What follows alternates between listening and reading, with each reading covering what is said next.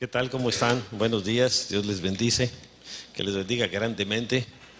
Ayer pues sí, se puso la primera piedra, pero vino un viento recio y se cayó parte de la carpa.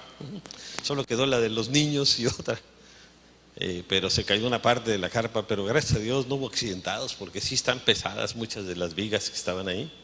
Y gracias a Dios, solo una persona la descalabró una de las barras, pero ya está bien. Había una doctora y rápido la atendió, ¿no?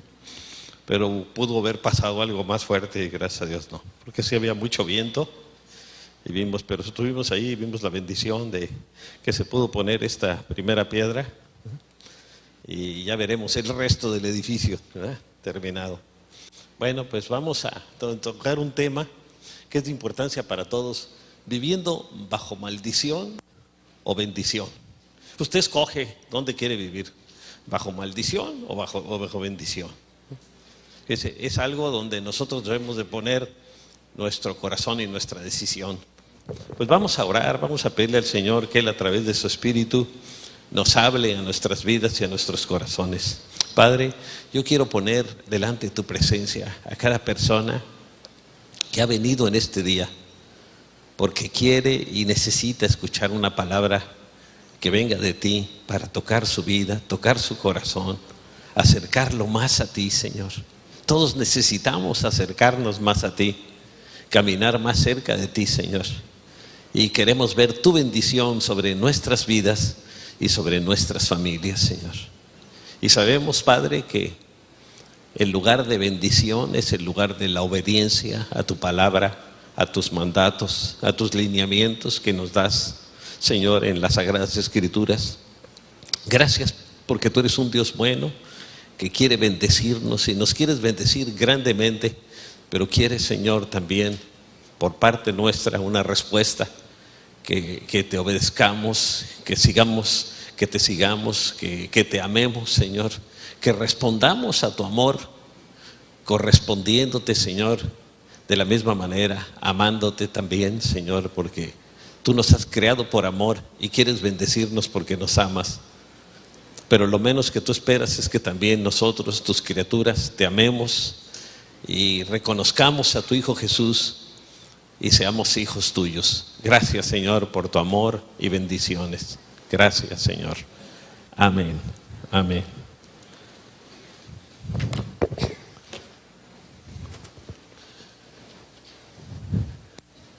Bien, fíjense, en muchas congregaciones se profetizan y declaran bendiciones. A mí me ha tocado en muchos lados y declaramos la bendición de Dios. Un día estaba yo con mi pastor, el señor Fermín García, y una persona dijo: Dios nos va a bendecir a todos ustedes. Y se paró él y dijo: no es cierto lo que dijo él. Hay muchos tranzas, abusones aquí en este lugar, y a esos no los va a bendecir. Esos están bajo maldición y desgraciadamente son muchos. Y se quedaron todos bien calladitos, hasta el predicador. Ya después ya no estaba muy animado para predicar, ¿verdad? Pero es cierto, ¿eh? Es cierto. Sin embargo, fíjense, en las Escrituras vemos claramente que para recibir bendiciones debemos escoger ser obedientes. El lugar de la bendición es el lugar de la obediencia. De otra manera, solo nos haremos merecedores de maldiciones. Vean aquí, es un falso profeta, es un lobo con su trajecito de oveja, ¿no? Y parece oveja si lo ve uno de arriba, pero sí, un poco más abajo se da uno cuenta que es un lobo. Y las demás ovejas están tranquilas porque parece oveja. Yo me pregunto, ¿cuántos habrá de aquí de esos? Esperemos que ninguno, ¿verdad? Ahora, ¿qué dice la palabra en Deuteronomio 30:19? Hoy pongo al cielo y la tierra por testigos contra ti, dice Dios, de que te he dado a elegir entre la vida y la muerte. Fíjense la elección que tenemos tan tremenda. Entre la maldición y la bendición y la maldición. Elige pues la vida. Está diciendo, elige pues la bendición para que vivan tú y tus descendientes. No solo la promesa es para nosotros, sino también para nuestros hijos, ¿verdad? Ahora, vamos a ver algo acerca del pecado y la ira de Dios. Fíjense, para ser bendecidos, Dios nos ordena amarle, escuchar su palabra y obedecerla, porque ella es, fíjense, vida para nosotros. Anoten en su bosquejo. La palabra es vida para nosotros. Y Jesucristo es la verdadera vida. ¿Qué dice en Deuteronomio 30:20? Ama al Señor tu Dios, obedécelo y sé fiel a Él, porque de Él depende tu vida, ¿no? Fíjense qué tremendo, de Él depende nuestra vida, ¿no? Ahora, Dios dice que nuestros pecados, rebeliones e injusticias nos hacen merecedores de la ira de Dios. Aquí vemos series de desastres por todos lados, ¿no? Y en la medida en que el mundo es más desobediente a Dios, los desastres naturales también se incrementan. No quiero decir que todos sean debido a eso, pero muchos sí, ¿no? ¿Qué dice en Romanos 1:18? Ciertamente la ira de Dios viene revelándose desde el cielo contra toda impiedad e injusticia de los seres humanos, que con maldad obstruyen la verdad. Fíjense, el pueblo de Israel, mientras ellos seguían y servían a Dios con todo su corazón, venían bendiciones sobre sus vidas. Cuando no, desastres, guerras, problemas económicos muy graves, etcétera, etcétera, ¿no? Fíjense, debemos cuidarnos de no ser engañados por argumentos astutos que evitan mencionar la ira de Dios. Ahí está Joel Osteen, es un predicador de la prosperidad, ¿no? Pero nunca habla de la ira de Dios ni de nada. Dice en Efesios 5:6 que nadie los engañe con argumentaciones vanas, porque por esto viene el castigo de Dios sobre los que viven en la desobediencia. Así que el que vive en desobediencia, aunque le hablen de mucha prosperidad y de mucha cosa, no le va a ir bien. Le puede ir bien económicamente, pero le va a ir muy mal, le está yendo mal espiritualmente, y en su familia también se va a ver el fruto, ¿no? Fíjense, planteémonos una pregunta para contestarla con sinceridad. Como nación, nosotros los mexicanos, ¿cómo estamos con Dios debido a nuestra obediencia o desobediencia a Él? Creo que todos en lo particular podemos tener una respuesta, ¿verdad? ¿Estamos bajo la bendición o bajo la ira de Dios? Después de siglos de un cristianismo histórico y religioso, ¿qué fruto se ve? Pues se ven las obras de la carne, ¿no? ¿Cuáles son las obras de la carne? Las obras de la naturaleza pecaminosa o carnal se conocen bien, son inmoralidad sexual. Y se ve por todos lados, nomás prenda la televisión. Impureza y libertinaje, idolatría y brujería. Somos uno de los países más idólatras de toda la tierra, fíjense. Así está catalogado nuestro país. Odio y discordia, celos, arrebatos de ira, rivalidades, disensiones, sectarismos y envidia, borracheras, no eso ni hablar, ¿verdad? Segundo lugar mundial de consumo de cerveza en la ciudad de Mexicali, ¿no? Orgías y otras cosas parecidas, o sea que todavía hay muchas cosas, ¿no? Les advierto ahora, como antes lo hice, dice el apóstol Pablo, que los que practican tales cosas no heredarán el reino de Dios. El que lo hace una vez se arrepiente es diferente, pero el que lo practica, el que vive en eso, la Biblia dice claramente que no va a heredar el reino de Dios, ¿no? Aquí fumando y del humo sale la muerte, ¿no? ¿Qué estará fumando? Por otra parte, vamos a ver el fruto del Espíritu Santo. Dice en Gálatas 5, 22 y 23. En cambio, el fruto del Espíritu es amor. Podemos decir que vivimos en una nación llena de amor de Dios. Es el amor ágape, alegría, paz, paciencia, amabilidad, bondad, fidelidad, ¿no? Es otra cosa que nos falta en nuestra nación. En los hogares, entonces puede catalogar, ¿hay eso en mi hogar? Si no hay eso en mi hogar, estoy en la carne, ¿no? Humildad y dominio propio. No hay ley que condene estas cosas. El que las practica y que se ven en su vida, pues ahí está demostrando que es de Dios, ¿no? El Señor Jesús dijo, por sus frutos los conoceréis, fíjense, no dice por los dones. Hay predicadores que pueden tener dones de sanidades muy grandes y con todo y Biblia se van a ir al infierno, porque los dones no son ninguna garantía, fíjense. Los dones se reciben en respuesta a la fe, pero una gente puede vivir en inmoralidad y tener dones. Pero el fruto del Espíritu, ese sí es un resultado de caminar con el Señor. Y eso es lo que tenemos que juzgar a una gente por sus frutos, no por los dones. Si aparte tiene dones, pues qué bueno, ¿verdad? Pero el fruto es lo importante para juzgar. Ahora, en base a lo que hemos visto hasta ahorita, ¿qué nos describe mejor? Para ayudarnos a contestar, analicemos la situación de Judá bajo el reinado de Ezequías. Para ese tiempo Israel ya se había dividido en dos naciones, Judá e Israel. Y vamos a ver la tribu de Judá. Por eso de ahí vienen los judíos de esa tribu nada más, no de todas las 12 tribus, sino de la tribu de Judá. Con el rey Ezequías, fíjense, él heredó un reino que parecía destinado al fracaso, porque Acaz, su padre, y el pueblo se habían vuelto contra Dios desobedeciéndole. En consecuencia, el orgullo nacional estaba por el suelo. Todo parecido con nuestro país, es pura coincidencia, ¿no? Habían sufrido muchas derrotas. Muchos jóvenes habían sido deportados como esclavos. Fíjense cuántos tenemos nosotros aquí en el otro lado trabajando, ¿no? Que podían estar aquí. Bueno, a lo mejor si es una estrategia para recuperar los estados que nos quitaron los americanos, pues estaría bien, ¿no? Ya cuando haya 100 millones de mexicanos allá, pues entonces ya los... La tesorería estaba vacía, se habían gastado todo, así como nuestro municipio que no quedó nada, ¿verdad? Bueno, eso dice los medios de comunicación. Así que andaban todos así la gente, de un lugar para otro. Dice en 2 de Crónicas 28, 19 y 21. Así fue como el Señor humilló a Judá, fíjense, por todos sus pecados, por culpa de Acaz, su rey, quien permitió el desenfreno en Judá y se rebeló totalmente contra el Señor. Entonces Acaz le entregó al rey de Asiria todo lo que había de valor en el templo del Señor, porque los asirios los atacaron. Entonces, para refrenarlos, les entregó todos los tesoros que había ahí en el templo, en el palacio real también, y en las casas de sus oficiales. Ya ven que los oficiales de gobierno pues tienen su billetito, ¿no? Bueno, aquí no, pero en otros países sí pasa, ¿no?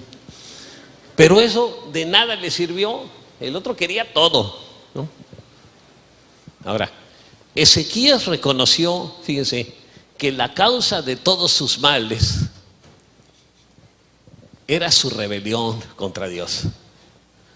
Y por ello había venido la ira de Dios a su país. Él reconoció la verdadera causa. No anduvo buscando otras cosas. Él no atribuyó sus desgracias a una mala política, o a la falta de armas o soldados, ni tampoco a la falta de dinero. ¿Cómo le hacen ahora los gobiernos? Dice, él pudo reconocer, fíjense, la causa real. Anote ahí en su bosquejo. Es que hay una causa real atrás de toda desgracia y problema. Que sus padres habían abandonado a Dios y que estaban cosechando lo sembrado. O sea, la bendición de Dios se había retirado. Dios no necesita mandarle un problema, nada más con que su bendición no esté sobre ustedes, con que Él quite su mano de ustedes y de su familia, el enemigo entra con todas sus fuerzas y hace las destrucciones que quiere. Y cuando nosotros no estamos obedeciendo a Dios, le damos una puerta abierta al enemigo. Ahora dice en 2 de Crónicas 29, 6 al 8, es un hecho que nuestros antepasados se rebelaron e hicieron lo que ofende al Señor nuestro Dios, dice, y que lo abandonaron. Es también un hecho que le dieron la espalda al Señor y que despreciaron el lugar donde Él habita, el templo, ¿no? Y no tenían ninguna atención para el templo. Dice, por eso la ira del Señor cayó sobre Judá y Jerusalén y los convirtió en objeto de horror, de desolación y de burla. Los demás se reían, no que dicen que les va tan bien, no que tienen la bendición de Dios, miren nomás cómo están. Tal como ustedes pueden verlo ahora con sus propios ojos. Aquí Sennacherib atacando las ciudades de Jerusalén, la sitió, la derribó, la conquistó, etcétera, etcétera, ¿no? Ahora, ¿qué hizo Ezequías? Pues le echó la culpa a los demás, ¿no? Fíjense, se propuso buscar a Dios. Él dice, si nuestro problema es que hemos dejado a Dios, pues vamos a buscar a Dios, ¿no? Y dice ahí en 1 de Crónicas 29, 10, yo me propongo ahora hacer un pacto con el Señor. Hizo un pacto con Dios, con el Dios de Israel, para que retire de nosotros su ardiente ira. Nada más ira, sino la ardiente ira de Dios, ¿no? Entonces se puso a buscar al Señor con un verdadero compromiso. Y fíjese, esta fue la conclusión de Ezequías. Ahora, hablando en términos generales y a la luz de la palabra, veo que como país estamos bajo la ira de Dios por haber pecado contra Él, contra nuestros semejantes. Por siglos los ricos han abusado de los pobres, hemos fomentado la extorsión, la corrupción, la deshonestidad, etcétera, etcétera, ¿no? A algunos les ha ido muy bien, pero no siempre le va a ir bien, ¿eh? Y otra cosa, aunque somos un país religioso, no le hemos dado a Dios el honor y la gloria que le pertenecen. Fíjense lo que dice Dios. Yo soy el Señor. Fuera de mí no hay otro Salvador. Al único que debemos adorar al Señor. Y en nuestro país tenemos San el este, San el otro y San aquel. Y la gente le da más lugar a veces a un santo que a Dios, ¿no? Es una de las desgracias de nuestro país. Al que hay que levantar es a Jesús, a Cristo. Fíjense, sin embargo, debido a nuestra tradición y religiosidad, se le ha dado más honor a otras personas o cosas antes que a Dios. Y esa es una realidad, ¿no? Y vean lo que dice Isaías 43:10. Ustedes son mis testigos, afirma el Señor. Son mis siervos escogidos, para que me conozcan y crean en mí y entiendan que yo soy. Así decía Dios, yo soy. El yo soy. Yo no fui hecho, yo soy. Yo los hice a ustedes. Antes de mí no hubo ningún otro Dios, ni habrá ninguno después de mí. No sé si eso está claro, ¿verdad? Que sí está bastante claro. Ahora, como ciudadanos también nos ha faltado más amor, respeto y entrega por nuestra tierra y hacia nuestros compatriotas. Hacen falta creyentes que se determinen a orar e interceder ante Dios por nuestra tierra y nuestra gente. Hace unos años hubo una reunión de cristianos ahí en la Ciudad de México, en la Plaza de la Constitución, orando y pidiéndole a Dios, ¿no? Yo creo que necesitamos más de eso. Dice en 1 Samuel 12:23, en cuanto a mí, que el Señor me libre de pecar contra Él, decía el profeta Samuel, dejando de orar por ustedes. Cuando no oramos por otros, fíjense, estamos pecando. Yo seguiré enseñándoles el camino bueno y recto. Él era el profeta de ese tiempo, oraba por la gente, pero les enseñaba, ¿no? Les enseñaba la palabra y oraba por la gente. Ahora, a pesar de todo, fíjense, si le buscamos al Señor de corazón, ¿no? Fíjense, en la Biblia hay promesas de bendición de Dios para nosotros. Vean esta en Job 8, 5 y 7. Si tú de mañana buscares a Dios, a algunos nos cuesta trabajo en la mañana, a mí me gustaría que dijera de noche busca a Dios, ¿no? Que de noche yo estoy muy despiertito, en la mañana es cuando me cuesta trabajo. Mi esposa es al revés. Y rogares al Todopoderoso, si fueres limpio y recto. Y le di, esto se lo dice a su pueblo el Señor, al pueblo escogido. Ciertamente luego se despertará por ti y hará próspera la morada de tu justicia. Y aunque tu principio haya sido pequeño, tu postrer estado será muy grande. Dios dice, hay bendición. Si tú me buscas, yo te voy a bendecir. Y te va a ir mejor cada vez. Ahora, hay unas condiciones para recibir las bendiciones de Dios, no nada más se reciben porque sí. La primera, interceder y orar por la gente. Fíjense, a nosotros vemos, por ejemplo, el día de la oración. Viene muy poca gente a orar y tenemos que orar por nuestro país. Y se pueden venir desgracias grandes y si no oramos. Yo recuerdo que antes de el nombramiento de uno de los presidentes, la situación en el país se veía que podía haber hasta una guerra civil y la gente se puso a orar y la situación cambió de un momento a otro. Y dice, qué importante es la oración, ¿no? Tenemos que orar por la gente. Dios quiere lo mejor para nosotros si oramos y le clamamos. Porque ayer una gente me dijo, mira, en muchos somos una congregación carnal porque mucha gente viene el domingo, pero muy poca gente realmente viene a las reuniones de oración. Y es cierto, ¿no? Vean lo que dice el Señor en Jeremías 29, 11 al 13. Porque yo sé muy bien los planes que tengo para ustedes. afirma el Señor. Fíjense, esos planes que tuvo para Israel los tiene para nosotros. Planes de bienestar y no de calamidad, a fin de darles un futuro y una esperanza. Ese es el deseo de Dios, un futuro prometedor, una esperanza. Entonces ustedes me invocarán y vendrán a suplicarme y yo los escucharé. Me buscarán y me encontrarán cuando me busquen de todo corazón. Si lo buscamos de corazón, lo vamos a encontrar y vamos a ver su bendición en nuestras vidas. La segunda cosa, la segunda condición, que los creyentes busquemos, fíjense, la santidad. Es la segunda. El rey Ezequías habló con los líderes espirituales y les exigió santidad, porque se dio cuenta del deterioro moral que había en el mismo templo, ¿no? Comenzando con los sacerdotes y levitas y todo. Y dice, en la plaza oriental convocó a los sacerdotes y a los levitas y les dijo: levitas, escúchenme, purifíquense ustedes y purifiquen también el templo del Señor, Dios de sus antepasados, y saquen las cosas profanas que hay en el santuario.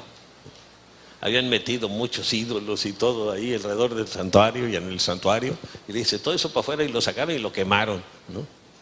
Ahora, ¿y ellos qué hicieron? Vamos a ver a los levitas y todos, ¿qué fue lo que hicieron? Pues aquí tenemos la respuesta en la escritura, ¿no? Así que, hijos míos, les dice, continúa el rey Ezequías, no sean negligentes, pues el Señor los ha escogido a ustedes, le dice a los levitas, para que estén en su presencia y le sirvan y sean sus ministros y le quemen incienso, ¿no? Estos reunieron a sus parientes, se purificaron y entraron en el templo del Señor para purificarlo, cumpliendo así la orden del rey según las palabras del Señor, porque era un mandato del Señor para ellos. Después los sacerdotes entraron al interior del templo del Señor para purificarlo. Sacaron al atrio del templo todos los objetos paganos que encontraron ahí. Fíjense, lleno de objetos paganos en el templo, ¿no? La gente se le dice, ¿qué más da esta figurita de acera o de la diosa esta o del otro, ¿no? Si nos falla el Señor, pues ahí tenemos a otro. Como alguno dice, si me falla Dios, pues tengo esta otra cosa, ¿no? No, tenemos que tener nuestra confianza nada más en Él. Es muy triste ver en los cristianos estos pecados. Número uno, una falta de santidad, de reverencia y de respeto a Dios. ¿Qué le enseñamos a nuestros hijos? Si usted está entrando y saliendo del salón de las reuniones y si pega el chicle abajo del asiento, que a veces encontramos hasta de unos verdes, otros rojos, deben ser de fresa, otros de limón, otros, ¿no?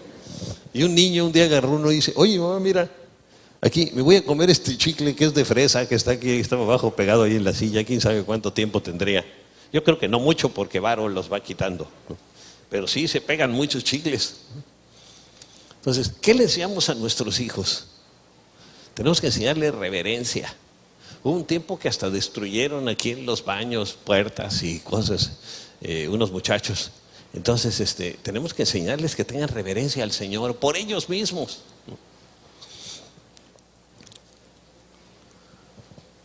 ¿Qué dice en Hebreos 12:14? Busquen la paz con todos, o sea, no anden en pleito con nadie, y la santidad, sin la cual nadie verá al Señor. Así dice el Señor, sin santidad no lo veremos.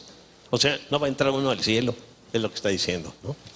Ahora, el segundo pecado, la ingratitud a Dios.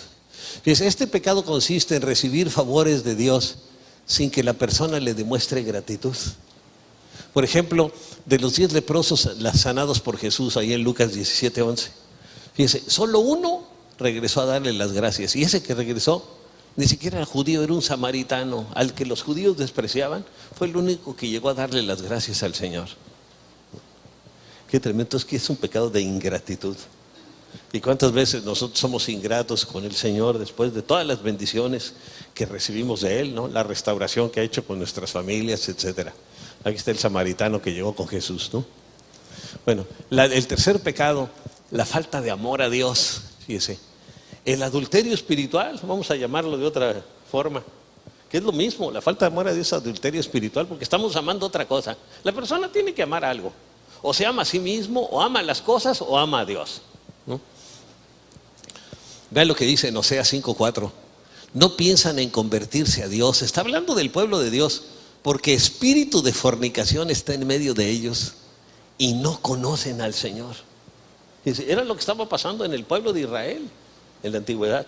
Y yo creo que si ese espíritu estaba en ese tiempo ahí, ahora está bastante más crecidito en todo el mundo. El cuarto pecado, descuido por la oración y el estudio de la palabra. Fíjense lo que le decía. Si nosotros no oramos y estudiamos la palabra, pues somos cristianos carnales. Y fíjense que la Biblia dice que Satanás anda como león rugiente, y a los leones, ¿qué es lo que más les atrae? La carne, ¿no? Así que usted, si anda de carnal, pues ahí el enemigo va a estar junto a usted siempre, ¿no? Entonces, esto demuestra falta de interés por Dios. Fíjense, la falta de oración y de estudio de la palabra. ¿Es falta de interés por Dios? Miren lo que dice en 2 de Timoteo 3:14. Pero tú permanece firme en lo que has aprendido, le dice Pablo a su discípulo Timoteo, y de lo cual estás convencido, pues sabes de quién lo aprendiste. Pero muchos oyen de la palabra, cierran sus oídos, no quieren oír de la palabra de Dios, no les interesa. Y hablan del Señor, pero no les interesa oír la palabra. Otra es la falta de amor y compasión por la gente. A algunos les gusta usar y manipular a la gente. Dice en Juan 13:35, de este modo todos sabrán que son mis discípulos, si se aman los unos a los otros. O sea, la marca registrada de un cristiano es el amor. Si tiene amor a sus semejantes y a su familia, pues es cristiano. Si no, es de mentiritas, es cristianoide o aspirante a cristiano, ¿no? Pero todavía no es cristiano. Si no amamos a los demás, ¿no? Tenemos que amar a los demás. Hay unos que son personas fáciles de amar, pero otros cuesta su trabajito, ¿eh? Ustedes ya se habrán dado cuenta. El que ya tenga más de un día de cristiano ya se va a dar cuenta que hay unos que cuesta más trabajo amarlos que a otros. A otros es muy fácil, pero a otros cuesta trabajo. El sexto, el descuido al desempeñarse en el ministerio donde se sirve al Señor, ¿no? Algunos vienen hasta la reunión y se quedan dormidos, ¿no? Es que dicen que están orando en lenguas con ronquidos indecibles, ¿no? Pero vean lo que dice aquí la palabra en Jeremías 48:10. Maldito el que sea negligente para realizar el trabajo del Señor. O sea, si usted está sirviendo un ministerio y lo hace de mala gana, se echa una maldición. Y si no está sirviendo, también otra maldición porque no quiere servir. Entonces, dice, fíjese, maldito el que sea negligente para realizar el trabajo del Señor. Si está haciendo algo para Dios, hágalo porque lo hace para el Señor. Imagínense, si usted está trabajando para una persona y esa persona, su jefe, lo está viendo, usted va a hacer el trabajo muy bien. Pues Dios siempre nos está viendo. Y no solo ve nuestras actitudes y la manera en que hacemos las cosas, sino ve nuestro corazón. Entonces, ¿sabe con qué ganas lo hacemos? Algunos, pues si lo ve el pastor, lo hacen de muy buena gana, pero si no, ahí se va. Entonces, hay que hacerlo pensando que es para Dios, porque nuestra recompensa, dice la palabra, va a venir del Señor. A los seres humanos se nos pasan las cosas, pero a Dios no. El séptimo, descuido en sus responsabilidades familiares. Por ejemplo, ¿qué ejemplo doy a mi familia como padre o como madre? ¿Qué ejemplo les doy? Si suena el teléfono, dígale que no estoy. Mejor dígale que no le quiero contestar, y así por lo menos dice la verdad, ¿no? No más que siendo grosero. ¿Disciplino o instruyo a mis hijos? ¿Los estamos disciplinando o no los disciplinamos? Ya en muchas casas los papás bailan al son del niño. El niño es el jefe del hogar, ¿no?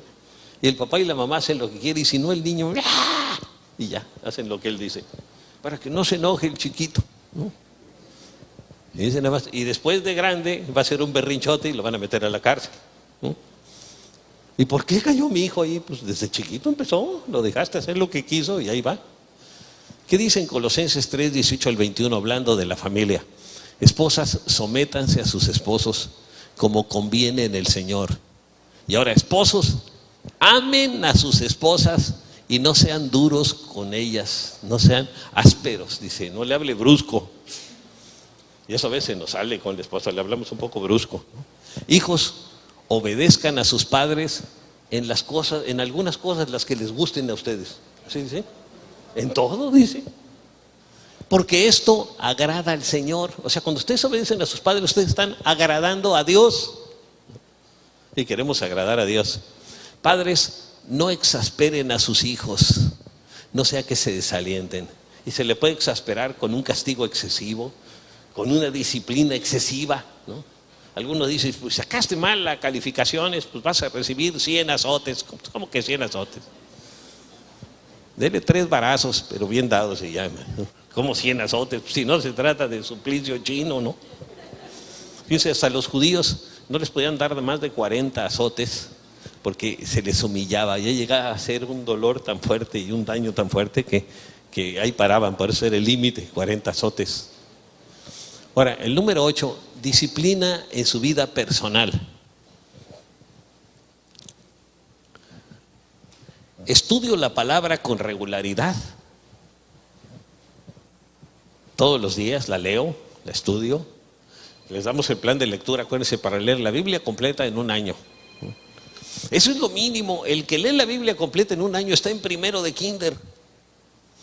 Si lee más arriba, entonces ya está mejor, más avanzado. Pero eso es lo mínimo. Me congrego los domingos. Algunos dicen, pues si no hay partido de fútbol bueno, sí. Asisto a las reuniones de oración. Usted sabe, ¿no? Oro todos los días. Hay un silencio aquí sepulcral, ¿no? Porque a veces no estamos cumpliendo lo que debiéramos. Cuando somos buen ejemplo, nuestros hijos van a seguir al Señor. Es algo que me ha gustado mucho de Valo y su hijo, que está aquí.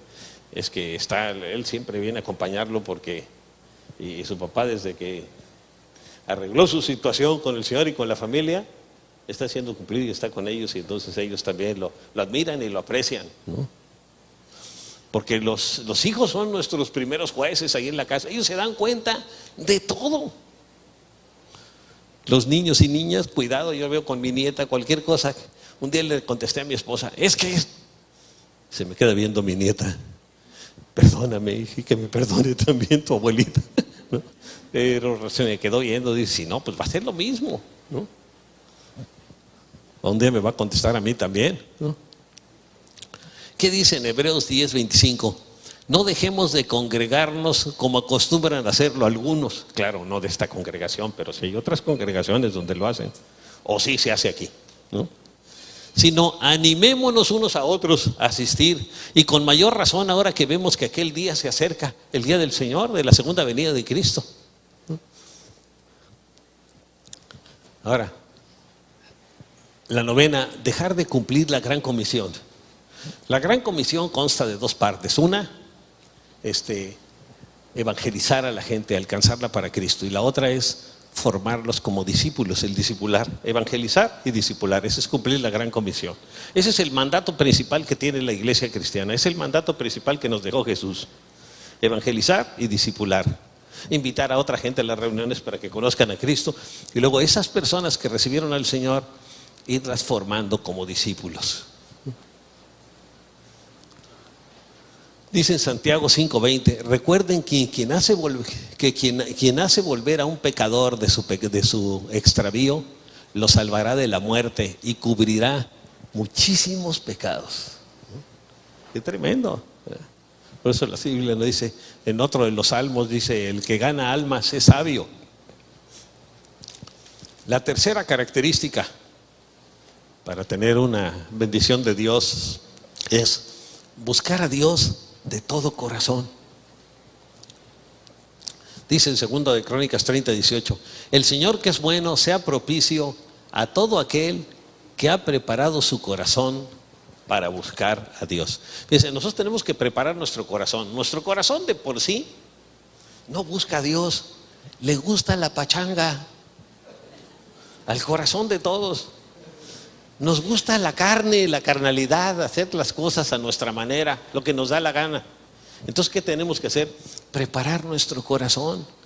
Y una manera de preparar nuestro corazón es leyendo la palabra, obedeciéndola, pasando tiempo en oración, ¿verdad? Y entonces vamos preparando nuestro corazón para buscar a Dios. Tenemos que prepararlo. Usted no empieza a buscar a Dios en un momento, en un instante. Tiene que preparar su corazón. Porque nuestro corazón no está preparado. Nuestro corazón está lleno de contaminación de las cosas mundanas. Por eso tenemos que prepararlo para buscarlo a Él. Si queremos dejar de ser carnales, pues tenemos que empezar a sembrar en lo espiritual, ¿no? Ezequías buscó a Dios de todo corazón, fíjese. Y fue bendecido por Dios. Todo lo que emprendió para el servicio del templo de Dios, lo hizo de todo corazón, fíjense. De acuerdo con la ley, con lo que venía en la palabra, y con el mandamiento de buscar a Dios, y tuvo éxito. Dice, él empezó a buscar a Dios, lo hizo de corazón y fue bendecido. La cuarta característica, una vida de alabanza y adoración. Así que tenemos que llegar temprano a la reunión para pasar tiempo en alabanza y adoración. Acuérdense que lo más importante de la reunión no es la predicación. Lo más importante de la reunión es que alabemos y adoremos a Dios. Eso es lo más importante. Y eso es lo que prepara nuestro corazón para poder recibir la palabra, ¿no? Así que una vida de alabanza y de adoración. Dice la Escritura, entonces Ezequías ordenó que se ofreciera el holocausto sobre el altar. Acuérdense, le ofrecían animales al Señor, que era un símbolo, un tipo de Cristo, un cordero y otros animalitos. En cuanto comenzó el holocausto, comenzaron también los cantos al Señor y el toque de trompetas, acompañados de los instrumentos musicales de David, el rey de Israel. Toda la asamblea permaneció postrada hasta que terminó el holocausto, mientras los cantores entonaban los cantos y los trompetistas hacían resonar sus instrumentos. Aquí nos faltan unos trompetistas. Tenemos trompudos, pero faltan trompetistas. Y cuando terminaron, esto en 2 de Crónicas 29, cuando terminaron de ofrecer el holocausto, el rey y todos los que estaban con él se postraron para adorar al Señor. El rey Ezequías y los jefes les ordenaron a los levitas que cantaran al Señor las alabanzas que David y Asaf el vidente habían compuesto. Al vidente así le decían al profeta, ¿no? Los levitas lo hicieron con alegría y se postraron en adoración. Estaban alabando, adorando al Señor. Y fíjense, eran 4,000 levitas tenían ahí adorando y alabando al Señor. Imagínense una alabanza tan tremenda. Ahora, Dios nos manda a adorarle y que vivamos en santidad. ¿Qué dice el Salmo 29:2? Dad al Señor la gloria debida a su nombre.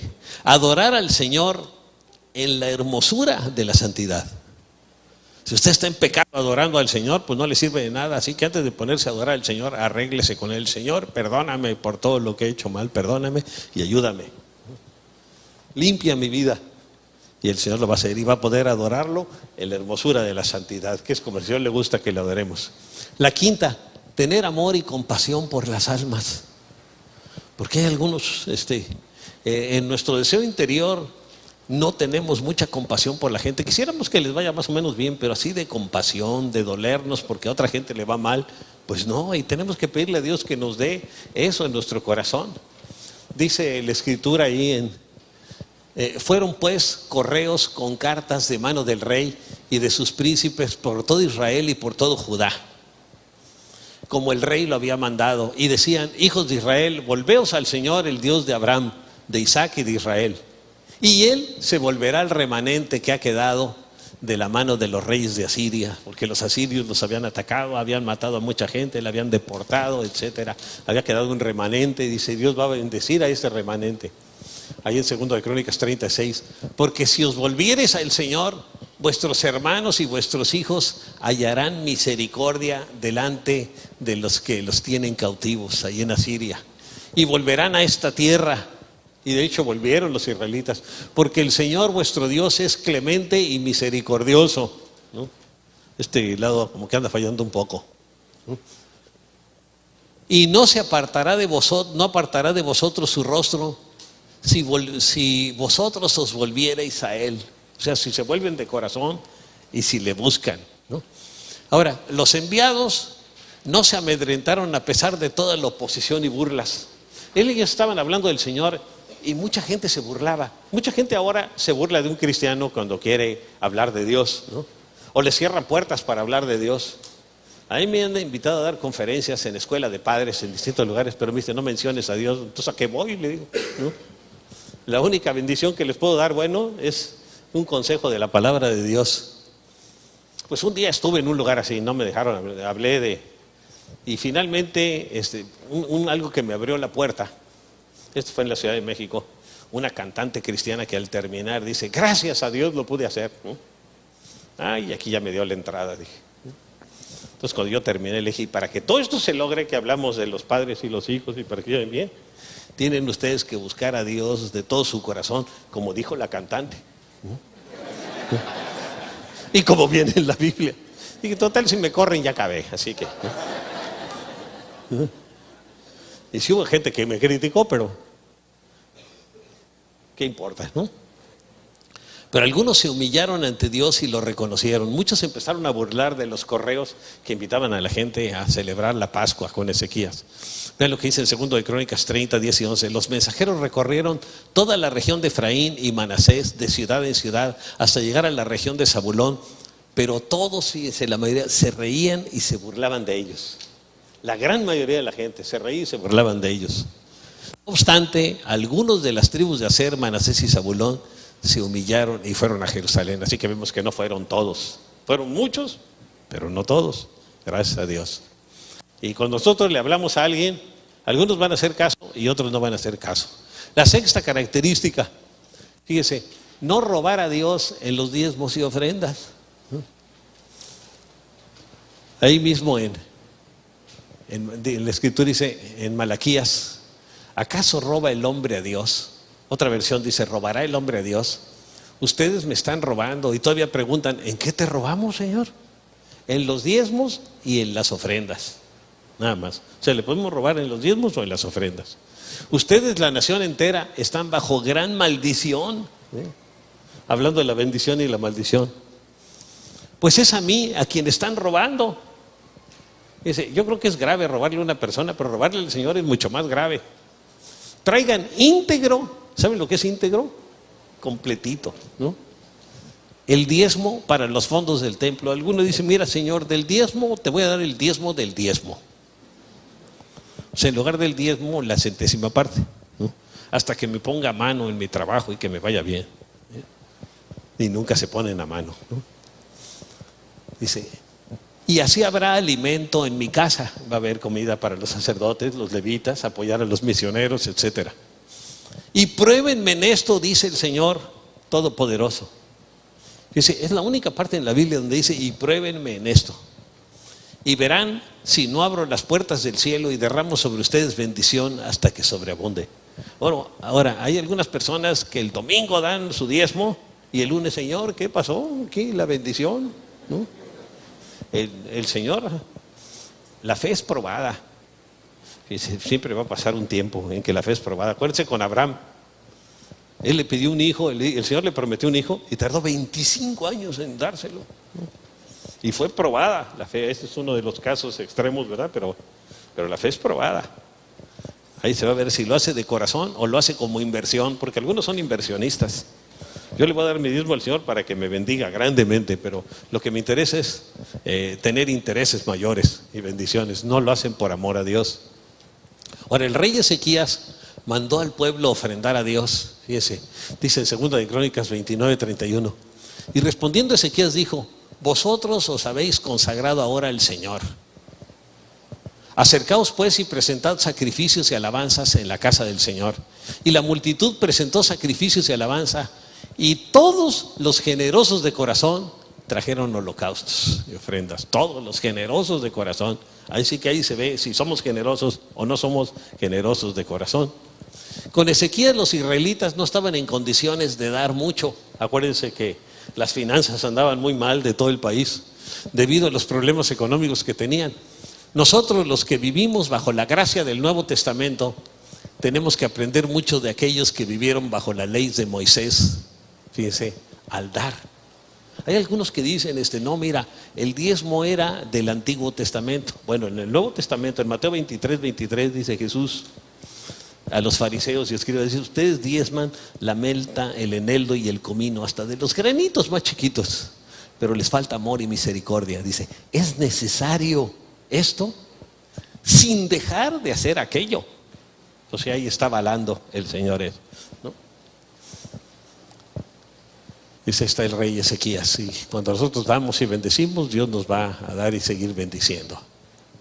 Wayne Myers, que es mi padre espiritual, dice, si la cartera de una persona no muestra señales de conversión, es que el dueño no se ha convertido. ¿Cómo está su cartera? ¿Muestra señales? ¿O como que quiere pero no? Les digo, algunos agarran un billete de 20 y lo aprietan tanto a la hora de dar la ofrenda que le sacan lágrimas a don Benito Juárez. Porque a Zaragoza jamás lo sacan. Ahora, vamos a hablar de la consagración y la guerra espiritual, porque muchos están muy asustados. Ya vamos a sacarlo del diezmo, no se preocupen.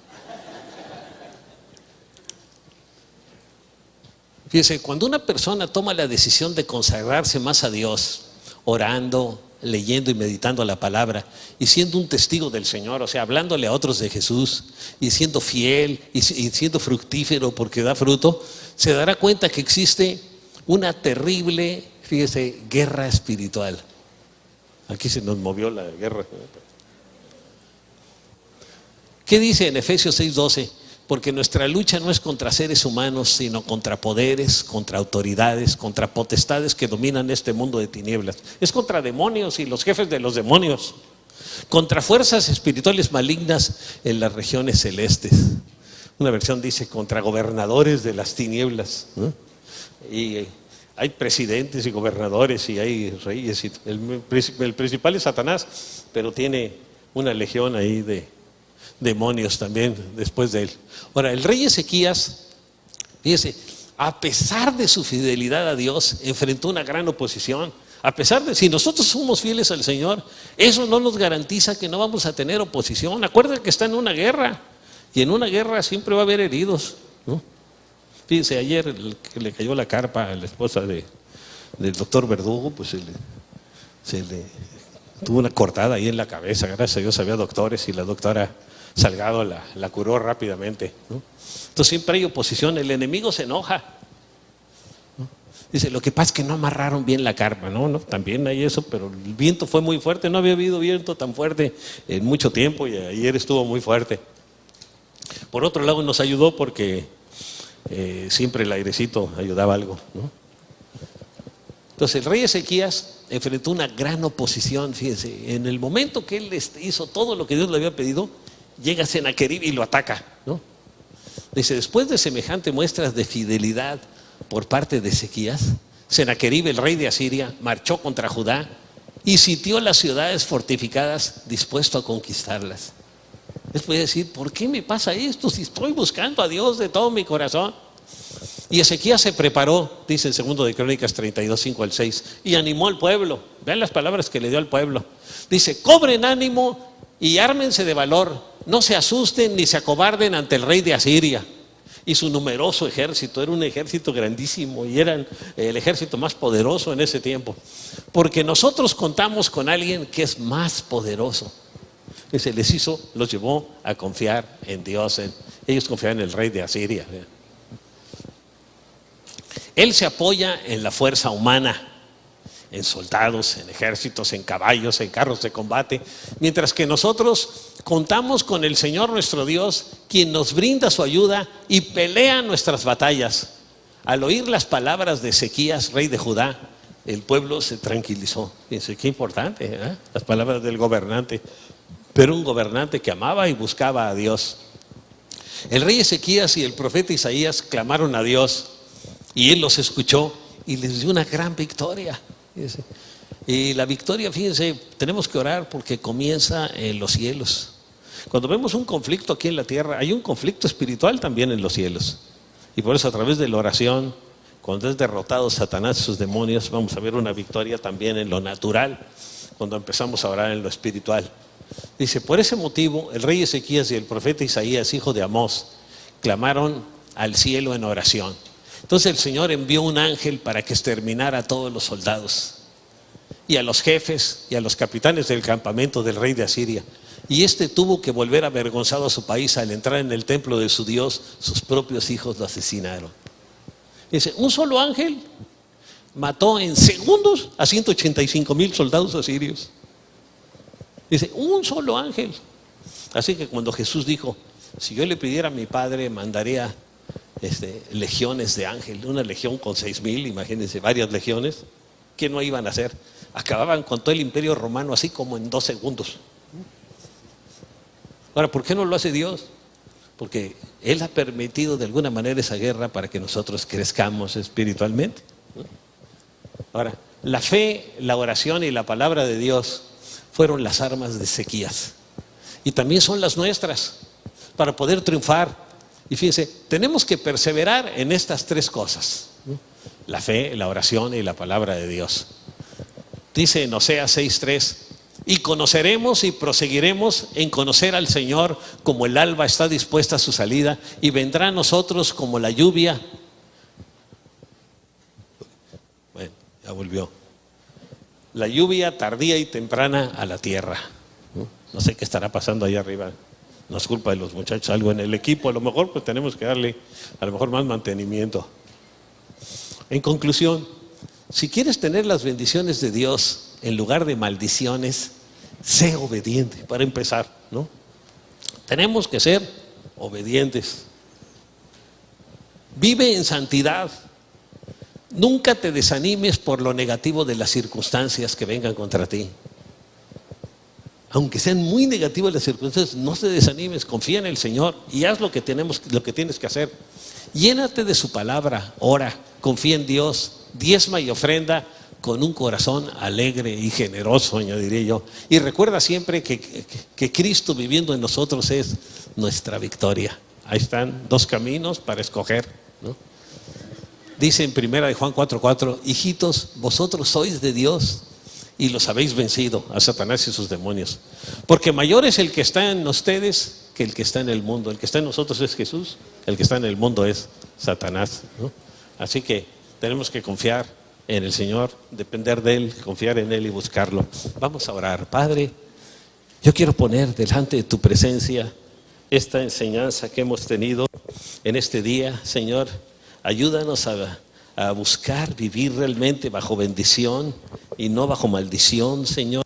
Que cumplamos tus condiciones para poder recibir tus bendiciones, que tomemos tiempo para interceder y orar por la gente, que los creyentes busquemos la santidad de todo nuestro corazón, que te busquemos a ti, Señor, al Señor, que procuremos una vida de alabanza y de adoración, que tengamos amor y compasión por las almas, que no te robemos en los diezmos y en las ofrendas, Señor, para que tú puedas realmente bendecir nuestras vidas, bendecir a nuestras familias, que entremos en la guerra espiritual sabiendo que en ti no somos vencedores, sino somos más que vencedores. Gracias, Señor, porque tú nos amas y tienes un plan precioso para nuestras vidas.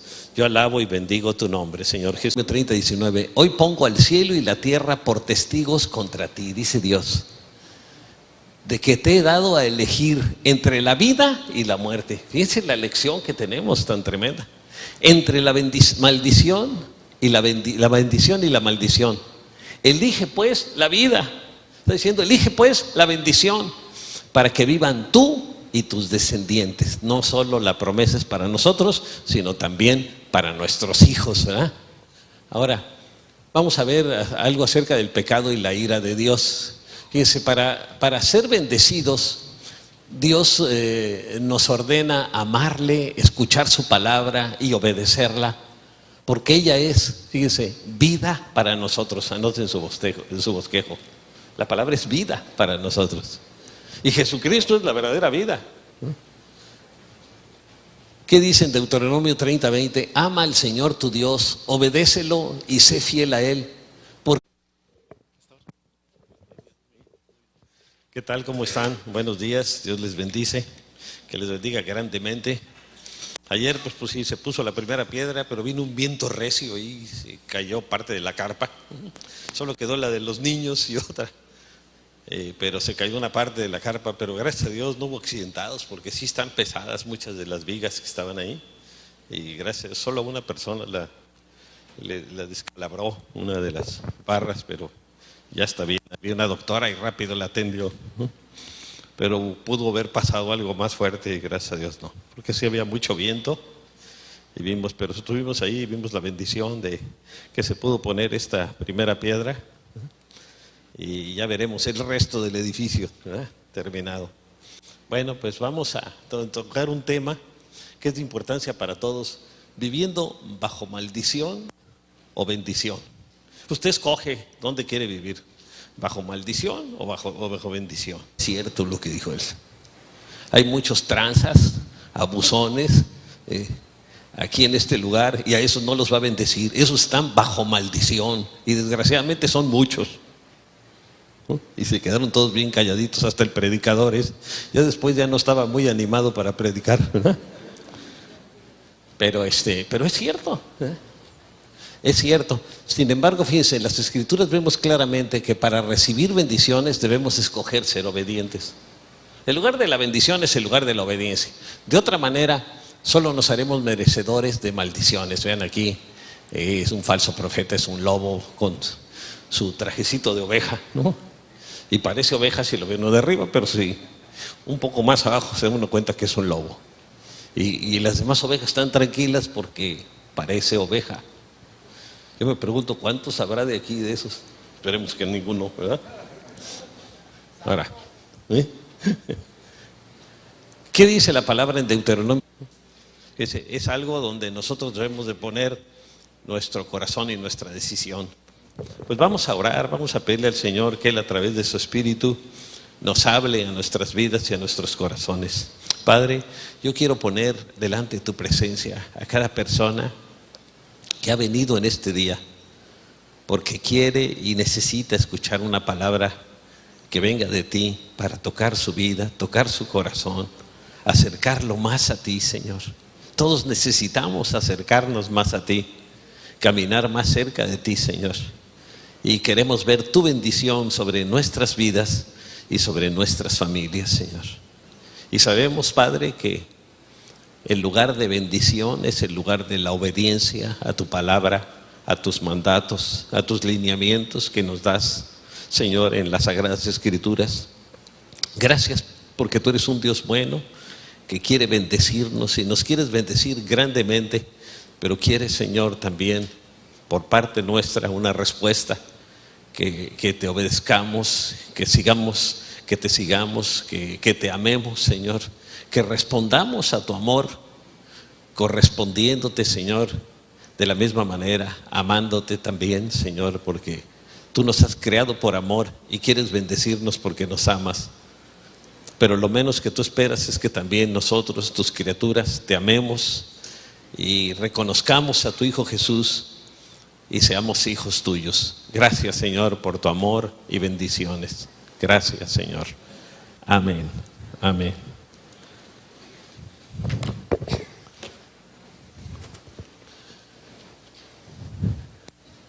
Bien, fíjese, en muchas congregaciones se profetizan y declaran bendiciones. A mí me ha tocado en muchos lados y declaramos la bendición de Dios. Un día estaba yo con mi pastor, el señor Fermín García, y una persona dijo: Dios nos va a bendecir a todos ustedes. Y se paró él y dijo: no es